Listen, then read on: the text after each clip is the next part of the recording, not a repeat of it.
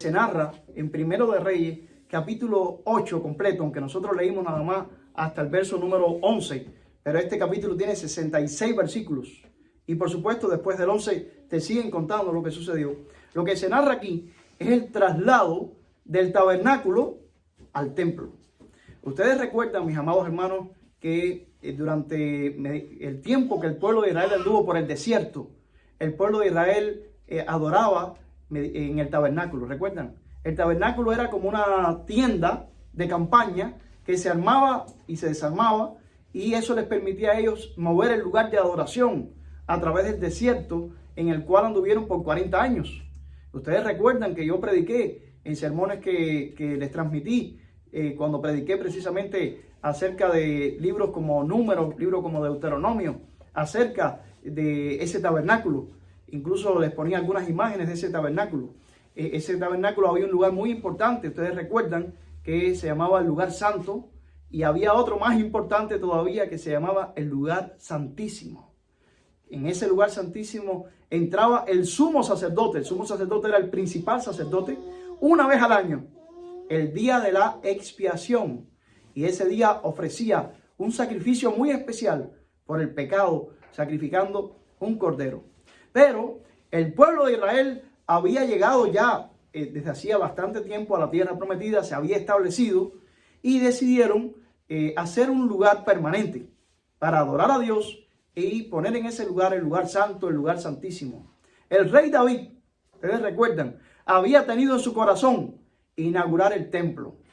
Pero lamentablemente, aunque ese era su deseo, pues Dios no se lo permitió. Porque aunque David era un hombre de acuerdo al corazón de Dios, lamentablemente se vio involucrado en situaciones bastante complicadas. Entre ellas, derramó mucha sangre David, lamentablemente. Y por esa causa, Dios no le permitió a él el deseo que él tenía de ser él el que construyese ese templo y lo inaugurase. ¿A quién le correspondió? Le correspondió a su hijo Salomón. En los días de su hijo Salomón hubo paz sobre Israel como nunca la hubo antes, ni nunca la ha habido después, lamentablemente. Podemos decir que la época de Salomón fue una época esplendorosa, donde Dios permitió a la nación de Israel vivir sus tiempos más prósperos. Israel fue conocido en el mundo entero y de aquel momento, por supuesto, ¿no? Ubiquémonos en aquel tiempo, en aquel contexto. Y venían hasta Jerusalén de lugares lejanos. Ustedes recuerdan la historia de la reina de Saba, que venía y había negocios entre el Líbano y Jerusalén. Y en fin, Dios dio prosperidad, Dios dio tranquilidad. Yo sé que ustedes, que sus mentes son muy veloces, están yendo hacia el final y dicen, sí, pastor, pero Salomón cayó también, lamentablemente, sí. Y la Biblia no te lo esconde. La Biblia no está pasando con paños tibios a los hombres que se destacan en ella. Ahí están todos los pecados y todos los errores y todos los fracasos de los mejores hombres. Demostrando que solo uno es santo, ¿verdad? El Señor Todopoderoso. Ni David, ni Salomón, hasta Moisés. Moisés no pudo entrar a la tierra prometida, ¿verdad? Y todo esto porque aquel día cuando el pueblo estaba protestando, porque estaban pasando sed, Moisés volvió a clamar por el pueblo, porque el pueblo que él siempre estaba protestando. Y lamentablemente muchos decían, mejor hubiera sido morir en Egipto, donde por lo menos tenían donde enterrarnos. Pero aquí en este desierto nos estamos muriendo de hambre, de sed. Y Moisés, cansado con esto, Moisés dice que tocó la peña donde Dios le dijo que tocara, y la tocó como bravo, enojado. Bueno, pues eso le costó a Moisés no entrar a la tierra prometida. La Biblia no te oculta los pecados de nadie. Y si bien es verdad que Salomón, que cuando Dios le dijo, pídeme algo y te daré, yo podía haber escogido ese texto para predicar hoy. Hay varios textos en Primero de Reyes. Salomón, ustedes saben, pidió sabiduría y fue sabia su petición. Pero lamentablemente el propio Salomón fracasó en el sentido de que cuando tuvo todo lo que proporciona la sabiduría, porque la sabiduría trae por añadidura prosperidad y trae de todo, eso le hizo daño a Salomón. Y es que lamentablemente parece ser que la prosperidad y la abundancia nos hace daño a los seres humanos. Y Salomón terminó cayendo, se casó con mujeres que tenían otros dioses. Esos otros dioses entraron a la nación de Israel. Y una historia bien triste, ¿no? Afortunadamente parece ser que Salomón reflexionó al final y ahí nos deja el libro de Eclesiastés, donde hace una reflexión total. Pero todas esas son otras historias de Salomón que hoy no vienen al caso.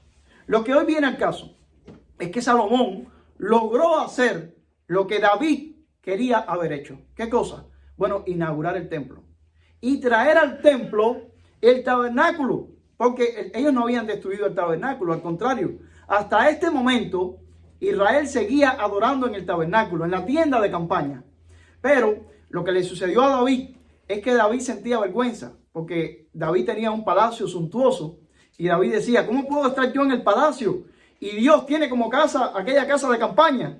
Entonces David sintió el deseo de hacer la casa de Dios. Dios le dijo, tú no puedes, pero lo hará tu hijo. Salomón lo hizo. Y este es el capítulo donde se traslada el arca del pacto. Ustedes recuerdan que el arca del pacto era un cofre que precisamente estaba allí en el tabernáculo, donde se guardaban las réplicas hechas sobre los 10 mandamientos, ¿verdad? Recuerden que los 10 mandamientos originales fueron destruidos cuando Moisés los lanzó, pero las réplicas de esos 10 mandamientos se colocaron en esa arca del pacto, en ese cofre. Ese cofre estaba diseñado con oro y había 4 argollas por las 4 puntas. Había unas varas también forradas en oro, donde los sacerdotes se ponían y podían trasladar esa arca.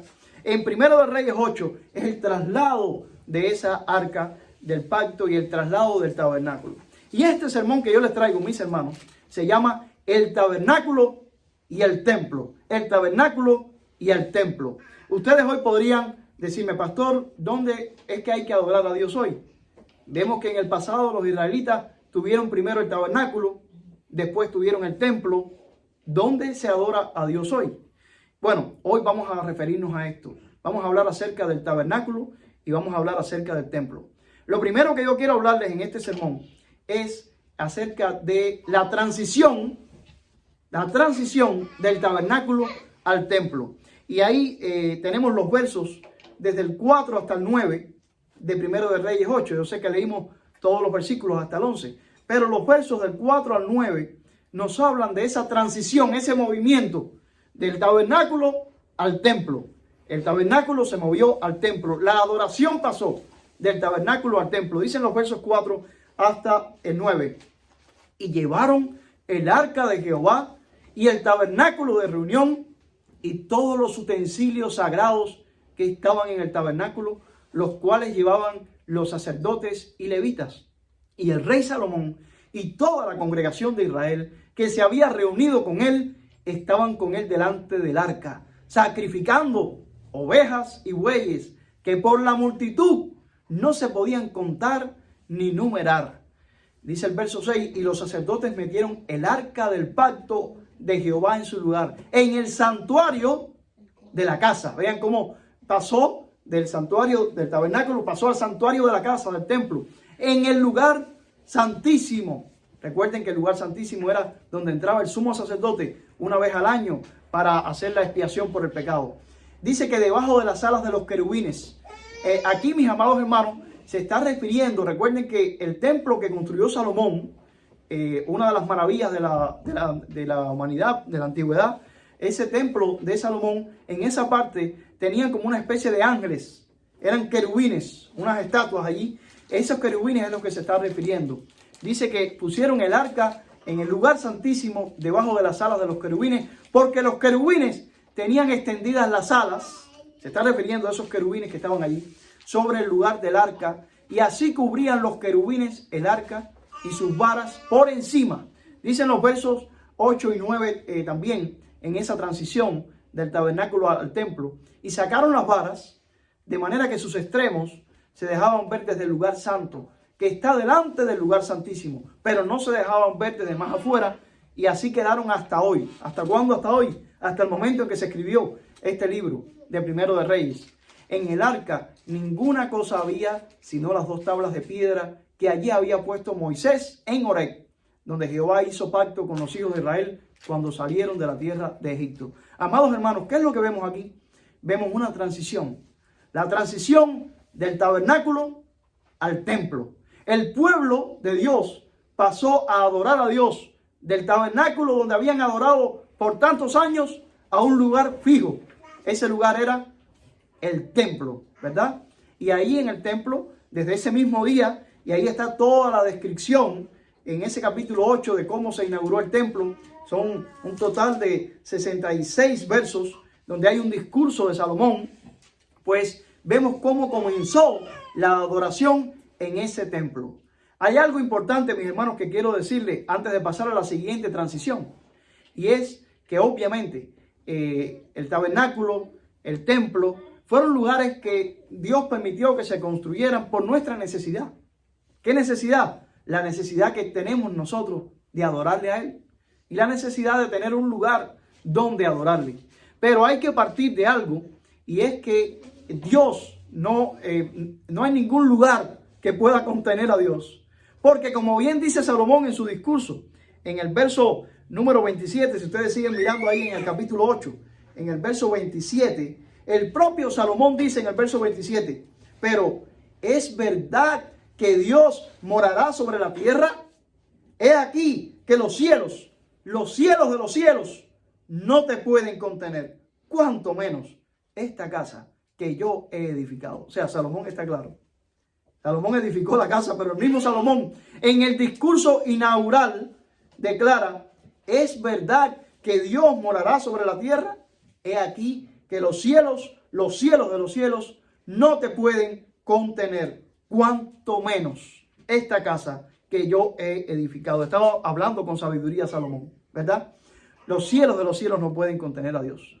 Lo cierto es, mis amados hermanos, que el tema del tabernáculo, el tema del templo, fueron siempre temas muy sensibles para el pueblo de Israel. Ustedes recuerdan cuando más adelante vino Jesús, como el tema del templo fue un tema latente. Y precisamente yo quiero hablarles ahora a ustedes de la siguiente transición. O sea, les hablé de la transición del tabernáculo al templo. La adoración se movió del tabernáculo al templo, pero hubo otra transición. Y lamentablemente, mis amados hermanos, muchos se quedaron en la transición anterior y no pasaron a la siguiente. Y mi objetivo hoy es que ustedes se ubiquen y digan, yo estoy en el lugar donde debo estar. ¿Cuál es la siguiente transición? Bueno, la primera transición, que fue el punto número 1 de mi mensaje, fue del tabernáculo al templo. ¿Cuál es la siguiente transición? Del templo a dónde nos fuimos. Bueno, pues mi segundo punto en este mensaje es del templo a Jesús. Del templo a Jesús. ¿Cómo del templo a Jesús? Bueno, primeramente quisiera leer los versos 10 al 11 de Primera de Reyes 8. Dice, y cuando los sacerdotes salieron del santuario, la nube llenó la casa de Jehová y los sacerdotes no pudieron permanecer para ministrar por causa de la nube, porque la gloria de Jehová había llenado la casa de Jehová. La gloria de Jehová había llenado la casa de Jehová. Mis amados hermanos, es importante que ustedes recuerden que cuando el pueblo adoraba y cuando el pueblo se movía por el desierto con el tabernáculo, ustedes recuerdan que durante el día que estaba sobre el tabernáculo, una nube, ¿verdad? Y durante la noche había como una nube de fuego, ¿se acuerdan? La gloria de Dios señalaba su lugar y habitaba sobre el lugar. Bueno, pues la gloria de Dios, que antes estaba en el tabernáculo, ahora ¿dónde estaba? En el lugar santísimo que estaba en el templo. Y por eso vuelvo a leer estos versos para que miremos con atención. Dice, cuando los sacerdotes salieron del santuario, la nube llenó la casa de Jehová y los sacerdotes no pudieron permanecer para ministrar por causa de la nube, porque la gloria de Jehová había llenado la casa de Jehová. Amados hermanos, la nube, la gloria de Dios era la que decía, este es el lugar. ¿Ok? Lo había dicho ya en el tabernáculo. Lo decía ahora en el templo. Y yo quisiera, en esta transición que he llamado del templo a Jesús, por si tú no te has movido del templo a Jesús, este es mi mensaje hoy, que te muevas del templo a Jesús, porque Dios movió su gloria del templo donde se hacían los sacrificios a su Hijo Cristo, que fue a la vez templo, sumo sacerdote y cordero por nuestra salvación. Si la gloria de Dios y la nube es la que marca el lugar, yo quisiera ahora que mirásemos en Marcos capítulo 9, verso 7. Tengan presente la gloria de Dios, ¿verdad? Bueno, Marcos 9, 7, la nube. Dice Marcos 9, 7. Entonces vino una nube que le hizo sombra y desde la nube una voz que decía, este es mi Hijo amado, a él oí. Si ustedes son buenos lectores de la Biblia, se darán cuenta que este verso de Marcos 9, 7 se está refiriendo al suceso trascendental que ocurrió en el monte de la transfiguración, donde Jesús llevó como testigo a Pedro, Juan y Jacobo, y aparecieron allí en ese monte de la transfiguración nada menos que Moisés y Elías. Moisés y Elías. Y en ese monte de la transfiguración ocurrió esto que dice Marcos 9:7. Vino una nube, ¿se acuerdan, verdad? La nube del tabernáculo, ¿se acuerdan, verdad? La nube del templo. Vino una nube y desde la nube una voz que decía, este es mi Hijo amado, a él oí. Pedro, que fue uno de los tres testigos, nos dice en una de sus cartas, en este caso en segunda de Pedro, capítulo 1, 16 al 19. Recuerden que Pedro pudo ver esto con sus propios ojos y escuchar con sus oídos. Dice Pedro, en segunda de Pedro 1, del 16 al 19, porque no os hemos dado a conocer el poder y la venida de nuestro Señor Jesucristo, siguiendo fábulas artificiosas, sino como habiendo visto con nuestros propios ojos su majestad. Pues cuando Él recibió de Dios, atiendan bien a esto, cuando Él recibió de Dios Padre honra y gloria, le fue enviada desde la magnífica gloria una voz que decía, este es mi Hijo amado, en el cual tengo complacencia. Y dicen los siguientes versos, 18 y 19. Y nosotros, dice Pedro, nosotros, refiriéndose a Juan y Jacobo con él, nosotros oímos esta voz enviada del cielo cuando estábamos con él en el monte santo. También tenemos la palabra profética más segura, a la cual hacéis bien en estar atentos como a una antorcha que alumbra en un lugar oscuro hasta que el día esclarezca y el lucero de la mañana salga en vuestros corazones. Amados hermanos, yo espero que ustedes estén haciendo este viaje conmigo. La nube del tabernáculo pasó al templo Y la nube del templo pasó en el monte de la transfiguración a su Hijo Cristo. En Cristo Jesús se resumió y se juntaron el templo, el sacerdote y el sacrificio. Y esa es la razón, mis amados hermanos, por la que en Juan capítulo 2, verso 19, estaban hablando del templo y Jesús dice algo que alarma mucho a los fariseos y a los hipócritas que se habían quedado en la transición anterior, pero no querían pasar a la transición de ahora, la transición del Hijo. Jesús dice, destruid este templo y en 3 días lo levantaré. Y en 3 días lo levantaré. Lo que se armó, mis amados hermanos, porque los fariseos decían, ¿cómo este atrevido se atreve a decir que en 3 días va a levantar este templo? Pero ellos no estaban entendiendo que Jesús se estaba refiriendo a ¿qué templo? Al templo de su propio cuerpo. Y esa es la razón, mis hermanos, por la que cuando Jesús fue crucificado, en Mateo 27:51, uno de los sucesos más trascendentales es que, y he aquí, el velo del templo se rasgó en 2, de arriba a abajo, y la tierra tembló y las rocas se partieron. Amados hermanos, hubo una transición que es la que vemos en el texto que estamos viendo hoy de Primero de Reyes 8. Esa transición fue la transición del tabernáculo al templo. La nube se pasó del tabernáculo al templo, pero hay una transición más importante y que lamentablemente muchas personas no han hecho en este mundo, que es aceptar a Cristo Jesús como la respuesta a todas nuestras necesidades y a todas nuestras preguntas. Sobre Cristo Jesús reposó la nube que había reposado en el tabernáculo y en el templo, y de esa nube vino la voz que dijo, este es mi Hijo amado y en él tengo complacencia. Ya no es más necesario ningún templo, ya no es más necesario ningún lugar en el cual ofrecer ningún cordero. Este es el cordero, este es el templo, este es el sumo sacerdote. Jesucristo es nuestra respuesta, mis amados hermanos. Dios siempre nos ha acompañado. Primero, mediante la nube en el tabernáculo por el desierto. Luego, mediante el templo y los sacrificios. Y finalmente, mediante Jesucristo, nuestro Salvador. La pregunta que tenemos hoy para ti es, ¿estás en el lugar correcto? ¿O sigues todavía botado en el tabernáculo? ¿O te quedaste en el templo? O si te quedaste en el templo, tengo malas noticias para ti. Porque no hay templo desde el año 70 después de Cristo.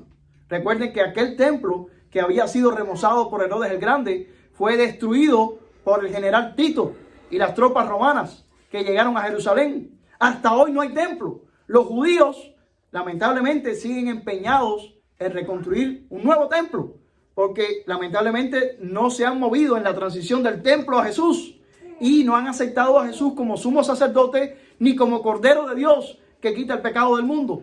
Tienen todos los utensilios preparados, solo falta reconstruir o hacer nuevamente el templo que ellos quieren hacer de acuerdo a los planos que están en el libro de Ezequiel. En el libro de Ezequiel hay 3 capítulos enormes donde te dan las medidas de un templo suntuoso y enorme que sobrepasa aquel templo que construyó Salomón. Las medidas que da Ezequiel son medidas que sobrepasan aquel templo de Salomón. El templo de Salomón se quedaría chiquitico si se compara con los planos que nos ofrece el profeta Ezequiel. Y los judíos quieren construir un templo con los planos que da Ezequiel, sin entender que Ezequiel, en lenguaje profético, está hablando de un templo perfecto con medidas exactas, pero no para referirse a un edificio hecho de manos, sino para referirse al templo perfecto, al templo donde a la vez están incluidos lugar santo, lugar santísimo, sumo sacerdote y cordero, Jesús, nuestro Salvador. Oremos por los judíos, ¿verdad? Muchos de ellos ya han hecho la transición. Muchos judíos han hecho la transición del templo a Jesús, pero muchos todavía no la han hecho y muchos esperan reconstruir el templo y lo que les puedo decir es que en los acontecimientos que vamos a ver en los próximos tiempos, ese templo en el cual los judíos están empeñados en reconstruir va a traer guerra y va a traer se van a desencadenar muchas cosas, porque ustedes saben muy bien que Jerusalén es la manzana de la discordia, pero dentro de Jerusalén el lugar exacto de la discordia es la explanada de las mezquitas, donde estuvo ubicado el templo de Salomón y que es donde los judíos quieren reconstruir su templo. Pero cuando eso ocurra, mis amados hermanos, ya ustedes saben, la hora ha llegado. y todo esto, todo indica que está cerquita. Está muy cerca por los acontecimientos que estamos viendo, por la preponderancia de Irán, que es un enemigo de Israel. Y en fin, no quiero entrar ahí en temas ya políticos, no quiero salirme del tema teológico, pero en cuanto al tema teológico, mi amado hermano, no siga empeñado usted en un lugar en el cual sacrificar corderos y sacrificios animales. Jesucristo ya vino y es el sacrificio perfecto, como le dijo Juan el Bautista a sus seguidores: he aquí el Cordero de Dios que quita el pecado del mundo. El tabernáculo sirvió mientras el pueblo anduvo dando vueltas por el desierto. Allí sacrificaban los animales. El templo sirvió mientras el pueblo fue obediente. Después que desobedecieron, Dios mismo destruyó el templo. Finalmente, en el año 70, no han vuelto a tener templo hasta hoy. Pero la buena noticia es, no hay templo en Jerusalén, pero está Jesús, el Salvador del mundo, para que cualquiera que cree en Él no se pierda, mas tenga vida eterna. Por eso, mis amados hermanos, y ya para ir terminando, en estas tres transiciones, ¿verdad? Una transición fue del tabernáculo al templo, la otra transición fue del templo a Jesús. Y en Jesús nos quedamos. Él es el mismo ayer, hoy y por los siglos, y Él es suficiente, más que suficiente. Por eso declara Juan 14:6, yo soy el camino, la verdad y la vida. Nadie viene al Padre sino por mí. Ya no es necesario tabernáculo, ya no es necesario templo. Jesús es el templo perfecto que destruyeron, pero en 3 días lo levantó, porque resucitó del sepulcro, de la muerte, para que cualquiera que crea en Él no se pierda, mas tenga vida eterna. Concluyo con las palabras de Hebreos 8, del 1 al 6. La carta a los Hebreos me encanta, es fabulosa.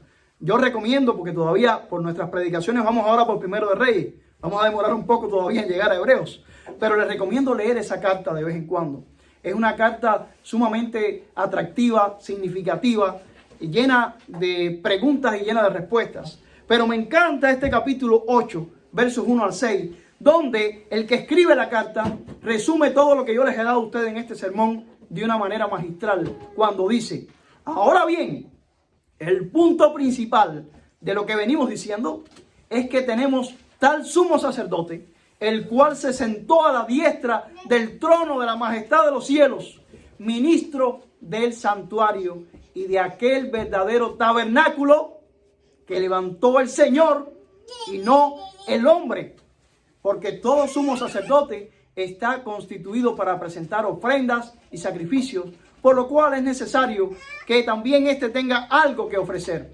Así que si estuviese sobre la tierra, ni siquiera sería sacerdote, habiendo aún sacerdotes que presentan las ofrendas según la ley, los cuales sirven a lo que es figura y sombra de las cosas celestiales, como se le advirtió a Moisés cuando iba a erigir el tabernáculo, diciendo: mira, haz todas las cosas conforme al modelo que se te ha mostrado en el monte. Pero ahora, tanto mejor ministerio es el suyo, cuanto es mediador de un mejor pacto establecido sobre mejores promesas. Y declaran los versos, bueno, hasta ahí está bien, hasta el verso 6. Ahí resumen, mis amados hermanos, que Jesucristo es el tabernáculo, Jesucristo es el templo, Jesús es el lugar santo, Jesús es el lugar santísimo, Jesús es el sumo sacerdote y para colmo es el Cordero de Dios que quita el pecado del mundo. Mis amados hermanos, acepta a Jesús como Salvador. Si puedo citar otro texto para terminar este mensaje, citaría el encuentro de Jesús con la mujer samaritana. Ustedes recuerdan, en el capítulo 4 del Evangelio de Juan, se encuentran Jesús y la mujer samaritana. Y Jesús evangeliza. Jesús le predica a la mujer samaritana.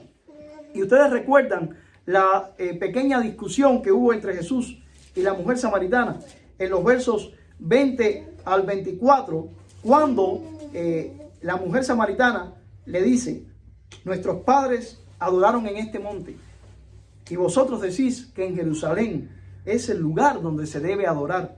Y Jesús le dijo: mujer, créeme que la hora viene, cuando ni en este monte ni en Jerusalén adoraréis al Padre.